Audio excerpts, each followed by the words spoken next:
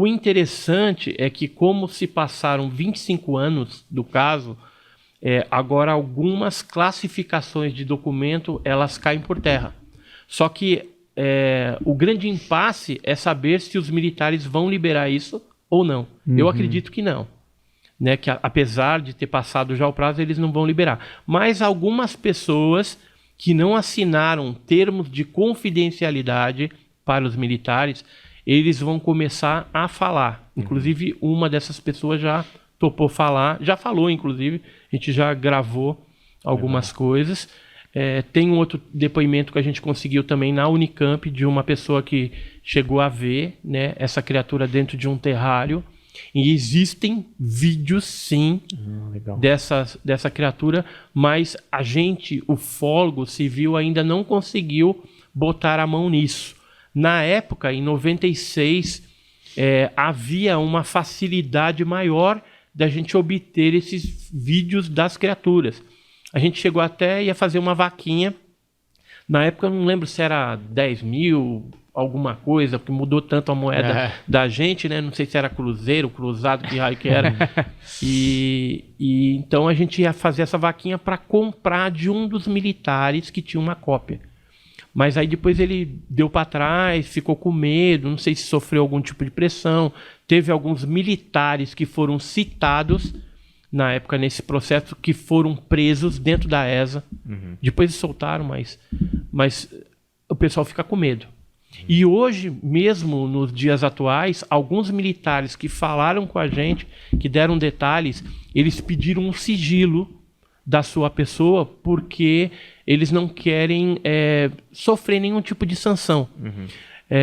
Por exemplo, quem assinou termo de confidencialidade, se souberem que foi ele que vazou a informação, ele vai pegar 14 anos de cadeia, de boa, porque está escrito isso no documento, e ele vai perder o soldo dele, ou seja, o salário dele, e vai ficar manchado para o resto da vida dentro do seio militar que ele pertenceu e que serviu ali com bravura.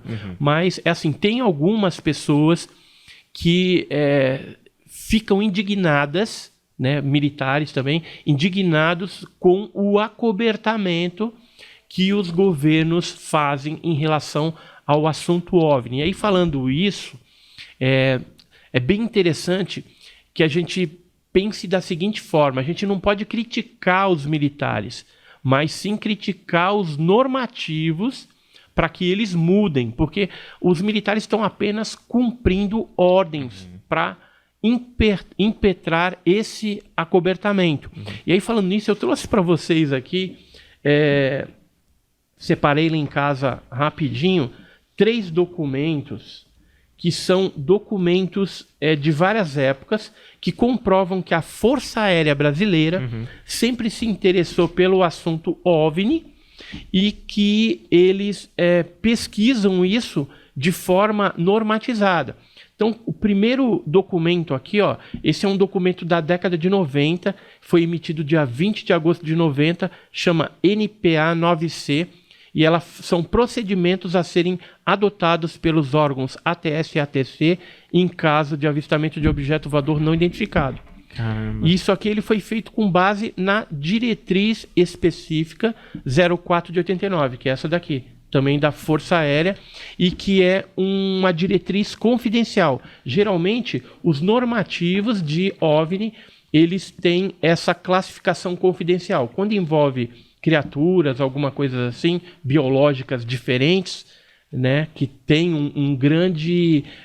uma grande importância e interesse da ciência, então são classificados como secretos ou ultra secretos. E já me falaram que tem até um nível acima do ultra secreto que geralmente não é escrito em lugar nenhum.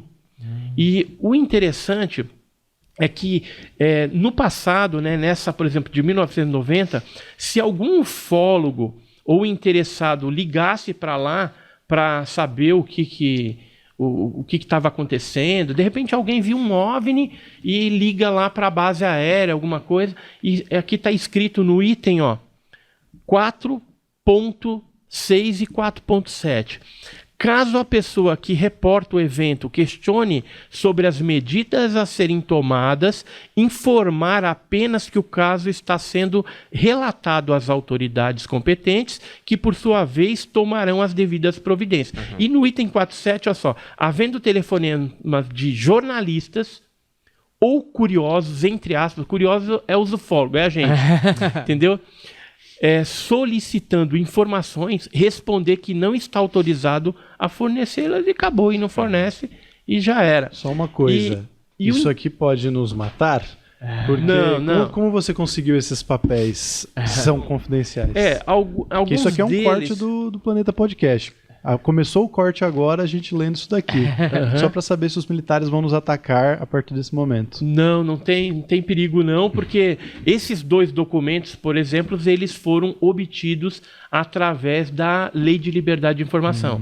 E esse daqui não, esse aqui foi um militar que me mandou essa cópia, mas ele rasurou algumas partes que são estratégicas, né? Essa aqui é uma das mais recentes, chama NOSDA VIG 07, emitida em 1 de março de 2008. Né? E aqui, ali você pode ver que eles falam de OVNI, objeto voador não identificado. Certo. E a Força Aérea hoje, ela não usa mais essa terminologia OVNI. Ela usa tráfego hotel. Por quê? Porque numa interceptação de comunicação, se você ouve lá falar, um tráfego hotel. Se você ouve falar de tráfego hotel, você não vai saber que é OVNI. Entendi. Entendeu? Então eles mudaram. Mas aqui na explicação, é tráfego aéreo. O que é o tráfego hotel? É tráfego aéreo desconhecido, observado pela população em geral. Na maioria das vezes, esse tipo de tráfego é confundido ou correlacionado com objetos voadores não identificados, OVNI. Seja pela forma ou pelo comportamento em voo incomum. Estas observações normalmente não são detectadas pelos radares do CISDABRA, mas deverão ser catalogadas pela 6ª Seção do Estado-Maior Combinado, do CONDABRA, que fica na área especial 12 lá em Brasília. Certo. Então ele traz várias informações aqui de como que você deve tratar essa informação, para quem que vai. Eles têm uma estatística e tem um relatório, um modelo de ficha, né, para você registrar o caso ufológico. Ou seja, os militares da Força Aérea Brasileira, tanto o da Marinha, do Exército Brasileiro, têm normas específicas quando o assunto é OVNI. Certo. Né? E tem equipes treinadas também para atuar no caso de um contato assim, tete a tete, face a face, com alguma criatura desconhecida. Certo. Seja ela uma aberração, seja ela algo alien, né? Alienígena, extraterrestre, o que a gente não sabe, né? Na verdade, a gente fala muito extraterrestre porque é a teoria mais aceita. Mas pode ser intraterrestre, seres dimensionais, seres que vêm do futuro, por exemplo, voltando do futuro para o passado, pode ser um monte de coisa. Uma pergunta, cara, isso é muito louco, assim, né? Pensar tudo isso, você viu com uma história muito... eu fico, assim, pensando, por que você acha que esses governos e essa parada de despender tantos esforços para ninguém ficar sabendo de jeito nenhum, é para evitar um medo coletivo, é para evitar a galera surtando? Por que manter tanto em segredo isso assim de um jeito tão secreto até hoje, né? Porque, por exemplo, um caso de, vamos dizer, 1950, 1960, hoje talvez fosse interessante saber, tem umas provas aqui e tal, e deixar isso virar público. Por que de jeito nenhum eles deixam fazer isso? Na verdade, está mudando isso daí, né?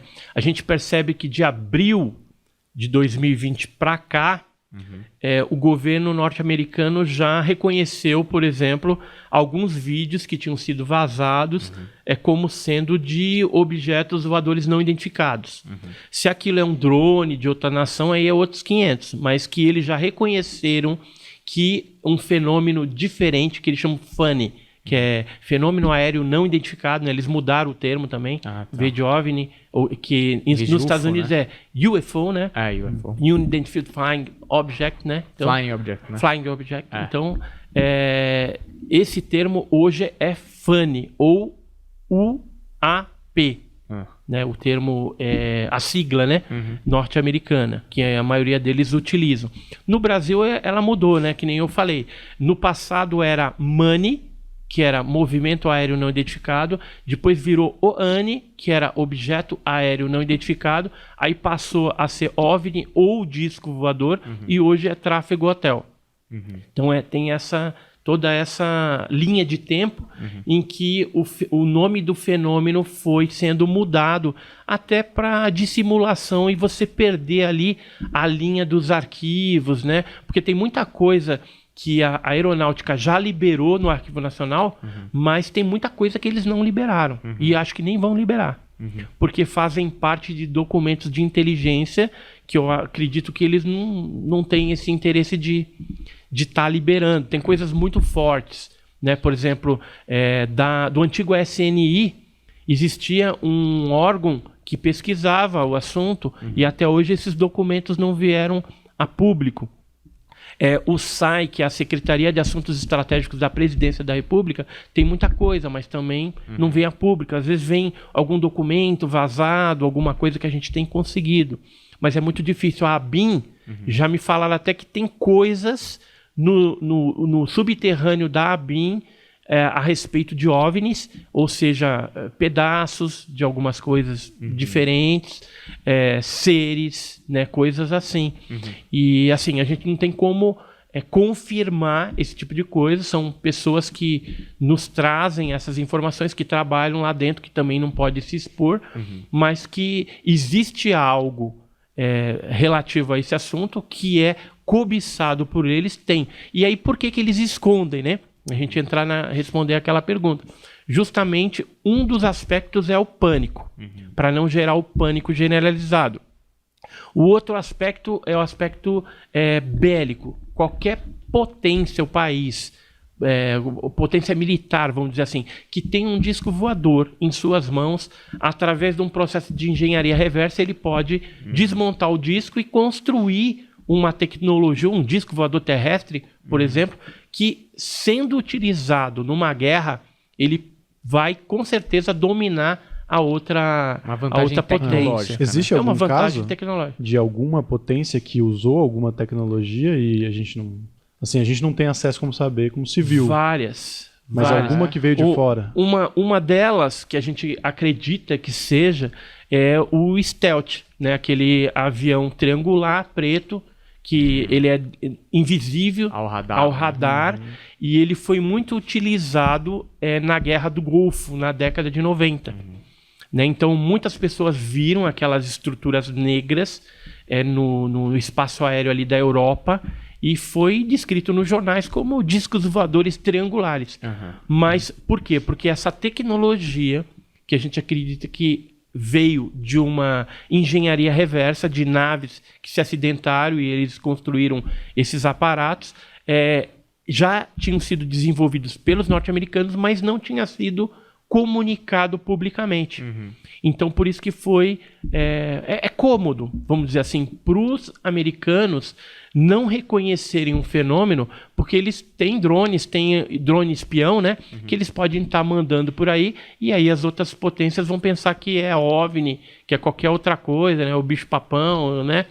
Né? Vão pensar que é alguma coisa estranha aí voando, e na verdade tem uma explicação. É um aparato tecnológico terrestre de espionagem que eles utilizam para monitorar aí bases secretas, bases nucleares, por exemplo, principalmente do outro lado lá da Rússia, né, China, que eles têm bastante coisa nesse sentido. E há então um acobertamento desse assunto justamente para obtenção dessas tecnologias. Tanto é que a nave lá de Varginha, ela foi mandada para os Estados Unidos, né? Em troca aí, que depois a gente recebeu o CIVAN, né? Que foi aquele sistema de radares lá no norte do nosso país, né? Amazônia e tal, que também aquilo é uma caixa fechada, uma tecnologia que você não sabe o que pode estar por trás ali.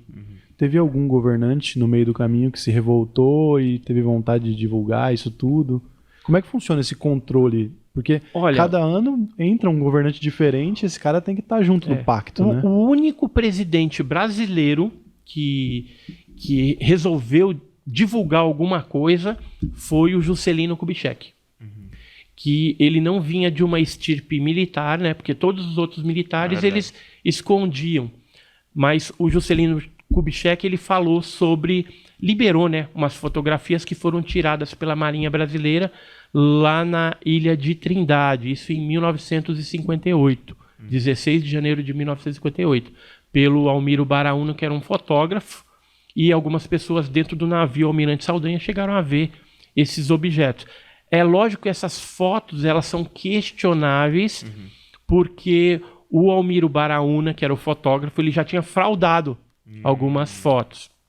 Em 1954, 4 anos antes, ele já tinha feito algumas coisas estranhas. Então, embora a gente tenha a plena convicção que algumas pessoas no barco, na embarcação da Marinha Brasileira, viram aquele fenômeno, mas as fotos, quando ele bateu, pode ser que não saiu na fotografia, devido à distância, aqueles objetos que pareciam lentilhas cinzas, né, meia metálica.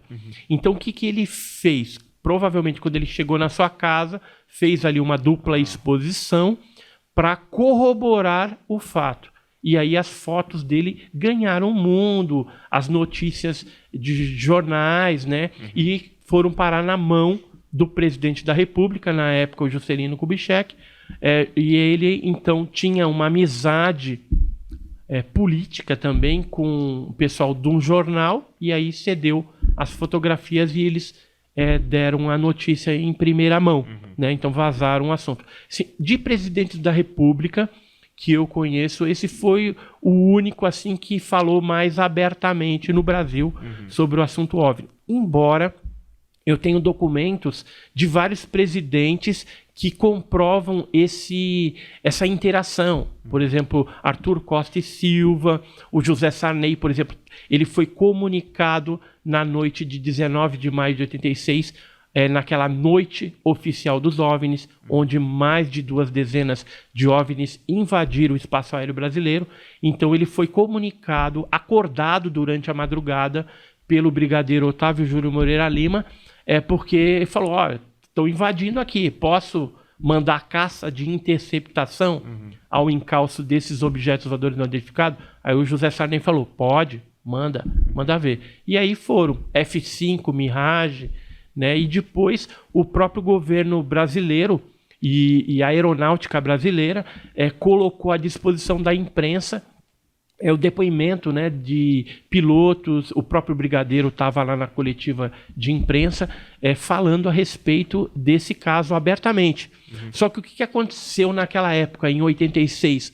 Algo muito chato. A ciência, alguns astrônomos, o Mourão e outros representantes da ciência, vieram falando que os pilotos experimentadíssimos da aeronáutica tinham confundido, né, aqueles objetos com um reflexo de Vênus na asa do avião. Entendeu? E lógico que não foi. Se o objeto, que na época foi radarizado, ou seja, havia um plot no radar, significa que aquele objeto era concreto. Então não pode ser um reflexo. Você não de seria um captado, astro, né? E você acha que os pilotos não sabem o que é um astro. Então o que a aeronáutica fez? Tendo esse posicionamento negativo da ciência, ela pegou e tirou o time de campo, se retraiu, e passaram-se 10 anos e demorou muito para a gente conhecer o resultado dos relatórios oficiais. Hoje a gente tem esses relatórios no Arquivo Nacional, liberados lá para quem quiser ver sobre as conclusões desse estranho fenômeno que invadiu o espaço aéreo brasileiro naquela noite de 19 de maio de 86.